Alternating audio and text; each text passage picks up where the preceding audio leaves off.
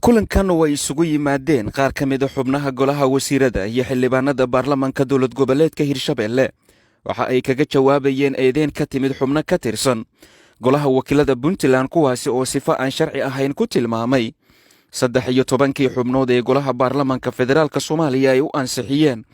in gobolka Banaadir uu matalaad ku yeelanayo golaha aqalka sare ee baarlamaanka Soomaaliya. xildhibaanadan oo warbaahinta la hadlay waxa ay sheegeen in hadalka xubnaha golaha wakiilada qaybtood uu yahay mid xilligan aan loo baahnayn maadaama uu kala fogeynayo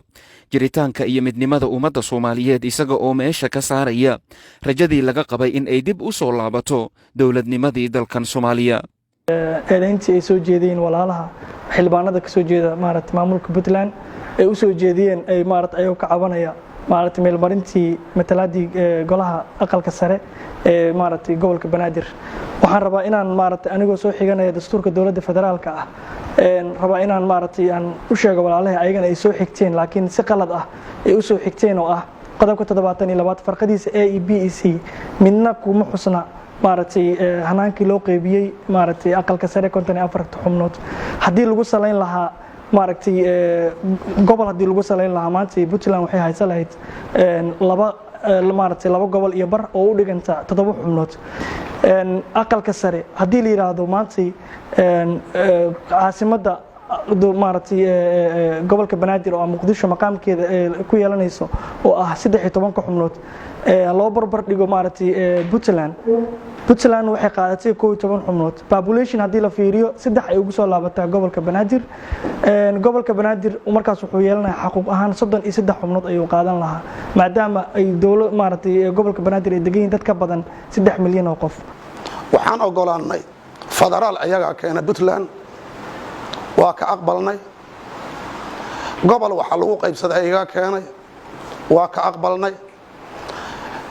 ma dhahaynin waxaad haysatiin laba gobol waxa ay wadaan in maxuu ahay walaalahayna nacayb gobol Banaadir in ay tahay iyo dadka ka soo jeeda annagu isqarimayna Hirshabelle nahay Banaadir waxa deganaa waa Hirshabelle ugu badan iyo Galmudug ka yeeli mayno casirka daa warantiina cishiyaan waramayna inuu hadoosan dhaqan garaw hadoosan ka imaan dawladnimada Soomaaliya soo amayso saasan u aragnaa haddii madaxweynihii Sheekh Shariif ka qaylinay oo dawladda xas shaqeynaysa oo tii Farmaajo oo la socolaadiin idinku isxisaabsha inta la xisaabin xaasibu anfusakum qabla an tuhasabu Soomaalidu waxay ku mahmahdaa geelu haduu go rabo gol wabi galabtii caba gabar haday go rabtay nin gacangeeda guurisa gumo haday go rabtay gardiid ka sii gadaal martaa hadad madaxweyne gardiid intaad horta soo fadhiistaan gadaal ka barteen idinka leedin yaaba oo aadan ka hor wareeji karina ummadda hadalkii xanafta lahaa ee ka soo yeeray maamulka baarlamaanka maamul goboleedka Puntland oo xaqiiqatan u hadlay si aad u cadiifaysan si aad ay Soomaalinimada ugu xun tahay si aad iyo aad dadka Soomaaliyeed ugu kala fogaan karaan waxaan leenahay wakiilada baarlamaanka Puntland hadallada aad sameyseen ay xanafta lah waxay kala geyn karaan Soomaali waxay dhaawici karaan geedi socodkii nabadda ummadda Soomaaliyeed. xildhibaan Mahad Xasan Cismaan oo hore u ahaa wasiirkii hore ee warfaafinta dowlad goboleedka Hirshabelle ayaa markii uu shirkan soo dhamaaday kadib warbaahinta u aqriyay nuxurka qodobadii ugu muhiimsanaa ee warmurtiyeedkii ay shirkan ka soo saareen. waxaan aad uga xunnahay hadalladii xanafta lahaay ee ka soo yeeray baarlamaanka maamulka Puntland kaasoo kala fogeynayo geedi socodkii ummadda Soomaaliyeed.